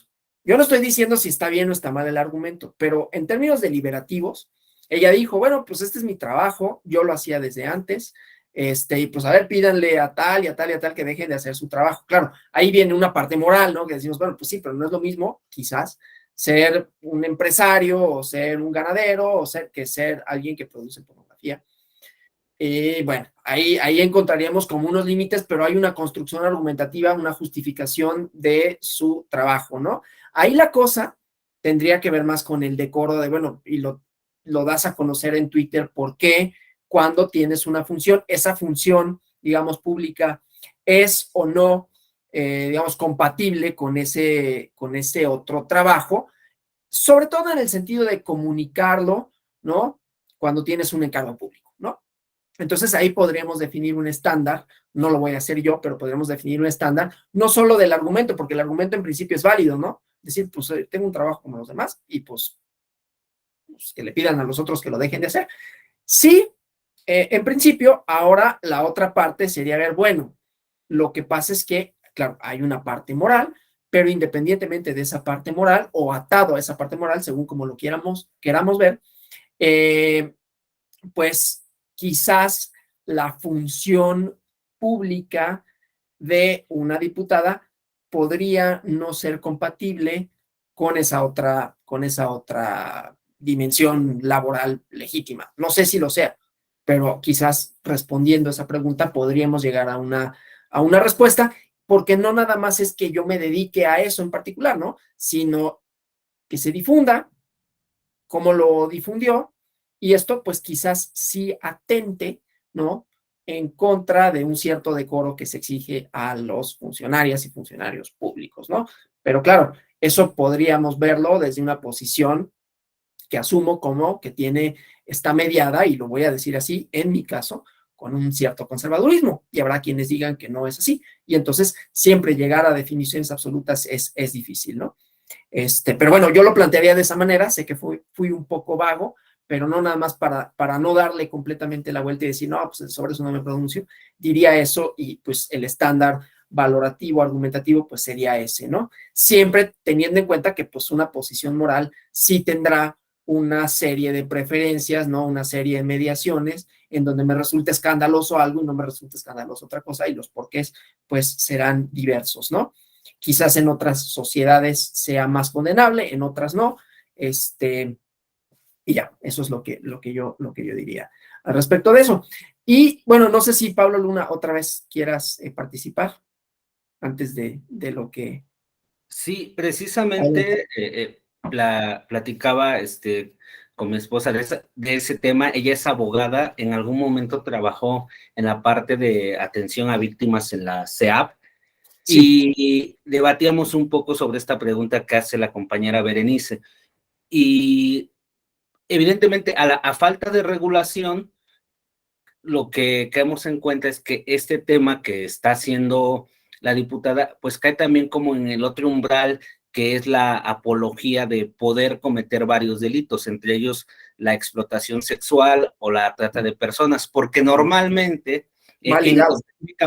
específicamente en el tema de la pornografía, no en el trabajo sexual, específicamente en el tema de la pornografía, lo que decíamos es que hay un tercer interesado, que es normalmente quien lucra con esos videos o con ese material, que obtiene un beneficio. Puede ser consensuado o no, pero legalmente en el caso de México no es ilegal esa parte, ¿no? Más allá de lo que de manera personal haga la legisladora, ella puede ser trabajadora sexual y obtener un beneficio de eso. Pero ya cuando hay una exposición o una sobreexposición de esos materiales, implica una red de explotación sexual, por lo menos en el caso concreto de la legislación actual, ¿no? Eso es lo que la otra parte de la comunicación que no está clara, pero que también podría dar pie a irse legislando como en otros países. Súper, muchísimas gracias. Creo que eso está bastante mejor que lo que yo dije. Y te agradezco, ¿no? Por eso.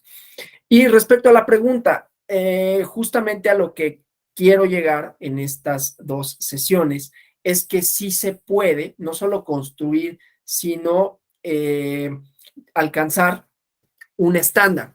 Ese estándar es la democracia. Claro, lo que pasa es que aquí nos vamos a enfrentar a muchas resistencias, ¿no? A muchas resistencias de los discursos hegemónicos, de la propia algunos ciudadanas y ciudadanos, pero en donde entendamos que el estándar a partir del cual se juzga, a partir del cual se decide, a partir del cual se delibera, es la democracia en sentido amplio, que tiene como pilar fundamental el reconocimiento de la pluralidad, ¿no? Claro, reconocer la pluralidad nunca es fácil, porque, por ejemplo, en el caso de Giorgia Meloni, o en el caso de Bolsonaro, o en el caso de Trump, uno podría decir, verse muy liberal y decir, bueno, son opiniones y como tales pueden deliberar. No, porque, o la ultraizquierda, ¿no? Los movimientos separatistas, ETA y lo que sea. Porque ¿cuál es el fundamento de su argumento? La exclusión. En tanto sean discursos excluyentes, ya sea manifiestamente excluyentes o semióticamente excluyentes, entonces ahí seguimos teniendo problemas, ¿no? Creo que el problema, sobre todo, es ese, ¿no? Que nuestras democracias procedimentales han admitido este tipo de otros discursos que confrontan la idea de la pluralidad, ¿no? Y la pluralidad no necesariamente se alcanza mediante la deliberación, ¿no? Es una tarea que va más allá de simplemente exponer una serie de argumentos, porque quién los expone, cómo los expone y a partir de qué los expone, volvemos al problema de origen, ¿no? Que sigue siendo monopolio de unas y unos cuantos, ¿no? Entonces, ahí tenemos problemas tanto de representación y así, etcétera, pero entonces ahí sí juega una parte fundamental los poderes judiciales en las democracias, porque los poderes judiciales son los únicos en realidad, ¿no? Y no lo estoy haciendo por apología a mi trabajo, ¿no?